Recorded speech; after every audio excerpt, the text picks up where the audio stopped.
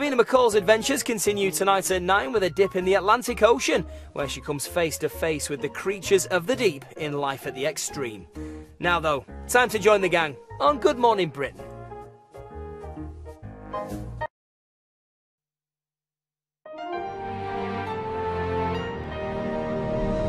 Good morning, Britain. Coming up this morning, breaking her silence 20 years on from the Dunblane massacre, which left 16 children and their teacher dead.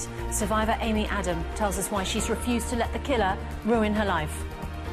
I obviously hate him for what he's done. He's ruined a lot of people's lives and he's tried to ruin my life, but in some respects I sort of feel almost like sorry for him. Amy joins us on the sofa this morning for her first live interview in just over an hour's time.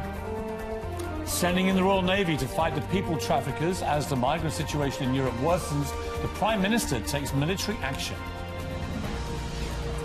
As tens of thousands of refugees find themselves stranded here at the Greece-Macedonia border, David Cameron sets his sights on tackling the smugglers and returning illegal migrants. A starring role on the White House, we look back at the remarkable life of Hollywood actress turned influential First Lady Nancy Reagan, who died yesterday. And what do Angelina Jolie's kids think about working with their mum?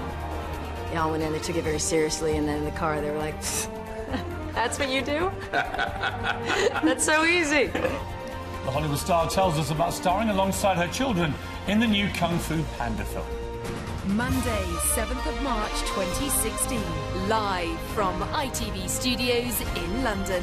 This is Good Morning Britain.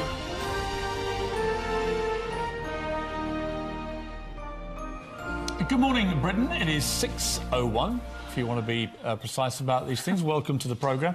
Just thinking today, 20 years since Dunblane Unbelievable. happened. I know. You know, I was editor of the Daily Mirror in '96 when that happened.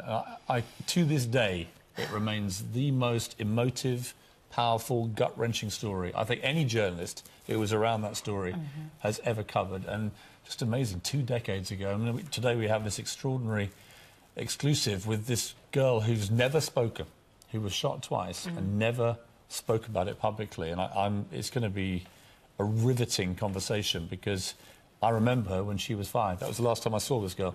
5 years old, and just managed to survive that monster who walked into that school. But it sends chills even now, that Dunblane story.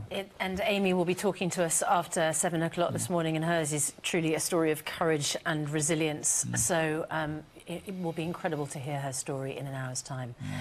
It's 2 minutes past 6. Laura has a look at the weather this morning. She's in Henley-on-Thames. Good morning. Yes, I am.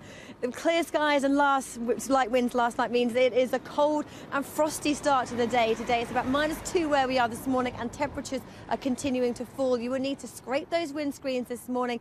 It is very icy underfoot. A few wintry showers for some coastal areas, but for many it is one of the best looking starts to the days this week because it turns wetter and windier come the middle of the week. I'll have more details a little later on. Laura, thank you. So our main news this morning is the 20-year anniversary of the Dunblane